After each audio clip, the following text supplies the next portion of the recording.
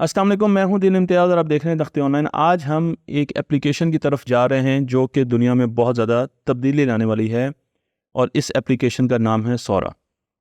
सोरा एक ऐसी एप्लीकेशन है जो कि आर्टिफिशियल इंटेलिजेंस पर बेस करती है और artificial intelligence based video generator है जो कि वीडियो को जनरेट कर सकता है।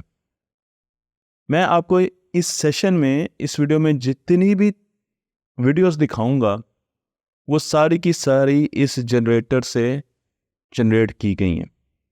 उन वीडियोस को किसी ने नहीं बनाया, उन वीडियोस को आर्टिफिशियल इंटेलिजेंस ने बनाया है और आर्टिफिशियल इंटेलिजेंस ने उन वीडियोस को यूं बनाया है।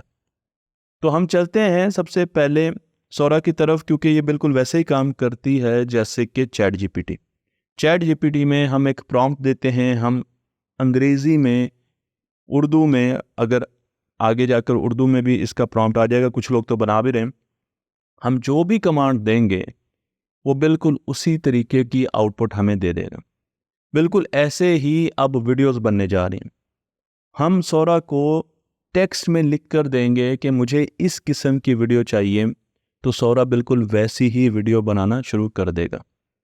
मैं आपको ये बता दूं कि ये सिर्फ टेक्स्ट प्रॉम्प्ट ही नहीं लेगा, बल्कि इसके साथ साथ अगर आप इसे कोई इमेज भी दे देंगे और उस इमेज के बारे में बता देंगे कि इस इमेज में आपने, स्टैटिक इमेज है मेरा, तो इन साहब को बोलते हुए दिखाना है और इन चीज़ों को स्टेशनरी दिखाना है और पीछे से एक लाइट दिखानी है और मेज़ उसे फ्लोट करते हुए दिखाना है, तो सोरा फ्यूचर में ये काम भी कर देगा।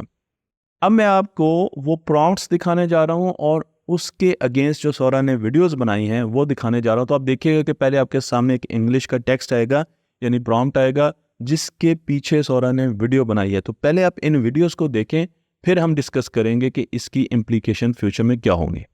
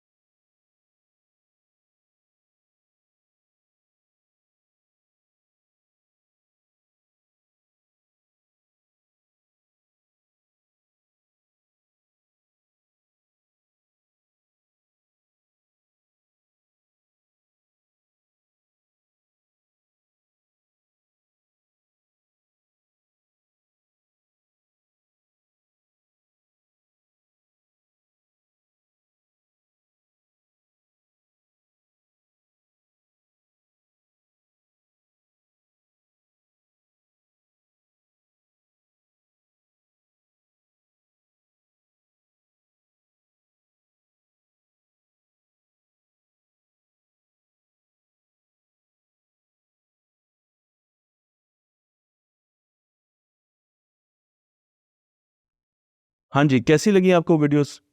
सोरा इस वक्त 1 मिनट की वीडियो डिज़ाइन कर सकता है। 2024 में इसे लॉन्च किया जाएगा और इसके रिजल्ट इतने आउटस्टैंडिंग हैं, क्योंकि ये पहली मर्तबा हम इसके रिजल्ट्स देख रहे हैं। इसके रिजल्ट्स इतने ज़्यादा आउटस्टैंडिंग हैं कि अब बड़े बड़े एनिमेटर्स को और डिज़ाइनर्स को मुस्तकबिल में मुश्किल पेश आने जा रही है। मैं कुछ अर्से पहले एक आर्टिकल पढ़ रहा था और उस आर्टिकल में बताया जा रहा था कि हॉलीवुड में अब काफ़ी ज़्यादा परेशानी है, क्योंकि वहाँ के एनिमेटर्स और वहाँ के डिज़ाइनर्स भी अब इस सोच में पड़ गए हैं कि उनकी जॉब आहिस्ता आहिस्ता या तो बहुत ज़्यादा चेंज हो जाएगी, या अगर वो अपने आप को नहीं बदलेंगे तो उनकी जॉब्स ख़त्म होती जाएंगी।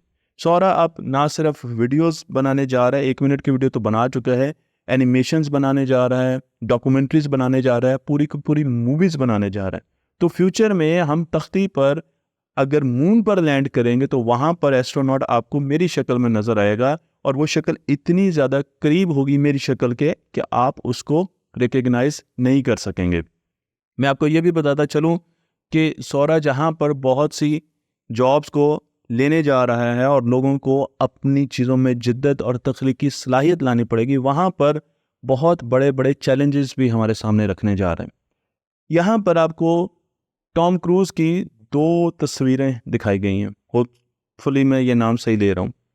इन तस्वीरों में एक तस्वीर ओरिजिनल है जबकि दूसरी तस्वीर डीप फेक है। कुछ अरसे पहले तक हम इन तस्वीरों को देखकर मजाक उड़ाते थे और कहते थे कि अब तो ये तस्वीरें हमें पता चल जाती है कि कौन सही है और कौन गलत है, चाहे उल्टा कर दिया गया हो। लेकिन आहिस्ता आहिस्ता ये फ़र्क ख़त्म होता जा रहा है और किसी भी तस्वीर को आर्टिफिशियल इंटेलिजेंस बड़े अच्छे तरीके से बना लेती है। अब उस तस्वीर की बजाय वीडियो की बारी है। तो जब वीडियो में इस किस्म की डीप फेक लाइब्रेरीज आना शुरू हो जाएंगी, हमारी दुनिया में एक बहुत बड़ा मिस इन्फॉर्मेशन का सैलाब आ जाएगा। ये सैलाब मुख्तलिफ जगह पर हथियार के तौर पर इस्तेमाल किया जाएगा। आज से कुछ अरसे पहले टेड टॉक में ओबामा की 4 वीडियोस दिखाई गई और लोगों से पूछा गया कि इन 4 वीडियोस में से असली वीडियो कौन सी है। सब लोगों ने मुख्तलिफ वीडियोस पर अपना इजहार किया कि ये वीडियो ठीक है, दूसरे नंबर की वीडियो ठीक है, लेकिन बाद में पता चला कि उनमें से कोई वीडियो भी सही नहीं थी। वो सारी की सारी आर्टिफिशियली जनरेटेड वीडियोस थी। इस वक्त भी कई ऐसे सॉफ्टवेयर्स हैं जिनके ज़रिए मैं अपनी ज़ुबान क्लोन कर सकता हूँ। रिसेंटली एक सॉफ्टवेयर जिसे 11 लैब कहा जाता है, उसमें मैंने अपनी ज़ुबान की रिकॉर्डिंग्स 60 रिकॉर्डिंग्स दी और 1 हफ्ते के बाद उसने क्लोन्ड अदील इम्तियाज़ की डिजिटल आवाज़ बनाई। उस आवाज़ को जब मैंने लोगों के साथ फ़ोन करके चेक किया, अपनी बेटियों को सुनाया जब मेरा चेहरा सामने नहीं था, तो वो पहचान नहीं सकें कि ये आवाज़ मेरी है या ये मेरे डिजिटल क्लोन की है। हाँ, ये बात अलग है कि उन्हें इस वीडियो में डालने पर मुझे बहुत ज़्यादा मुश्किलात का सामना करना पड़ा क्योंकि वो उर्दू टेक्स्ट सही नहीं पढ़ सकते। जिस दिन इस ज़ुबान ने उर्दू टेक्स्ट सही पढ़ना शुरू कर दिया, उन्हें बड़े आराम से इन वीडियोज़ में डाला भी जा सकता है और आपको अदील इम्तियाज़ का डिजिटल क्लोन भी नज़र आएगा विद डिजिटल वॉइस। मैं आपको ये भी बताता चलूँ कि सौरा चैट जीपीटी प्लस डेली पर बेस करता है। डेली भी ओपन एआई का ही सॉफ्टवेयर है जो कि बिल्कुल वैसे ही काम करता है जिस तरीके से मिड जर्नी। यहाँ पर कुछ तकनीकी बातें बताता चलूँ कि इसका मॉडल, डेली का मॉडल डिफ्यूजन मॉडल है और डिफ्यूजन मॉडल में मुख्तलिफ़ किस्म के इमेजेस को लेकर एक कोहेरेंट इमेज बनाया जाता है और उसके बाद उस कोहेरेंट इमेज को तरतीब देकर बाकी इमेजेस के साथ एक रेल गाड़ी बनाई जाती है, यानी कि एक वीडियो का पूरा सीक्वेंस बनाया जाता है जो कि चैट जीपीटी काम कर रहा है। तो चैट जीपीटी और डेली मिलकर इस जनरेटर के अंडरलाइन जो प्रोसेस है उनको देख रहे हैं और ये वीडियो, इनका कॉन्टेक्स्ट, इनका सीक्वेंस, ये सारा का सारा यही 2 सॉफ्टवेयर मिलकर बना रहे हैं। लेकिन अभी भी इस सॉफ्टवेयर में बहुत ज़्यादा इम्प्रूवमेंट की ज़रूरत है। अगर आप इन वीडियोज़ को गौर से देखें तो कहीं आपको नज़र आता है कि इनमें नक्स है। मसलन आपको नज़र आएगा कि एक कुर्सी हवा में तैर रही है, हालांकि उस कुर्सी को साहिल पर होना चाहिए लेकिन वो आहिस्ता आहिस्ता हवा में खुद ब खुद ही तैरती जा रही है। बिस्किट को खाने के बाद भी बिस्किट पूरा नज़र आ रहा है।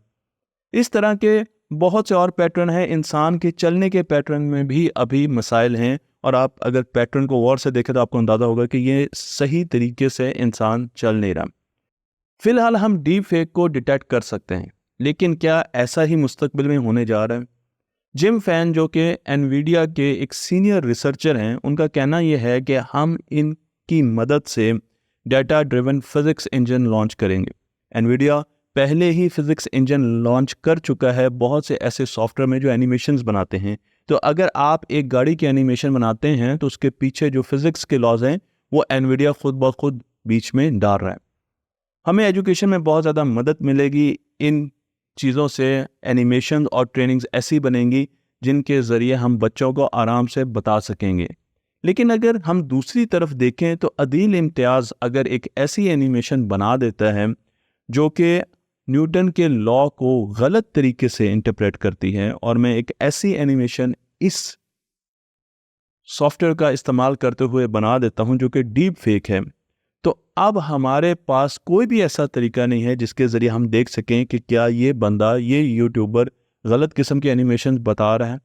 हमारे मुल्क में जहाँ पर यूट्यूब में 100 में से 99 चैनल्स गलत इन्फॉर्मेशन देते हैं, उसके लिए ये बहुत बड़ा लम्हा फ़िक्र है, क्योंकि अब एक आदमी सिंपल एक लाइन लिखकर बता सकता है कि आइंस्टाइन की थ्योरी ऑफ रिलेटिविटी के बारे में बताएं और उसमें ये चीज़ डाल दें। वो बिल्कुल आपको वैसी ही एनिमेशन बना देगा और फिर वो आदमी उस एनिमेशन को अपने वीडियो में यूज़ करेगा और लाखों लोगों को मिसगाइड करेगा।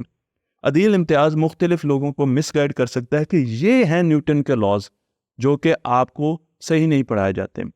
और उसके अलावा हम और भी बहुत सी एनिमेशंस बना सकते हैं जो कि हमारे जहनों में चल रही होती हैं फैंटेसी वर्ल्ड में चल रही होती है। कॉन्स्पिरेसी थेरीज जो कि अभी हम सिर्फ बताते हैं, अब आपको दिखा भी सकेंगे।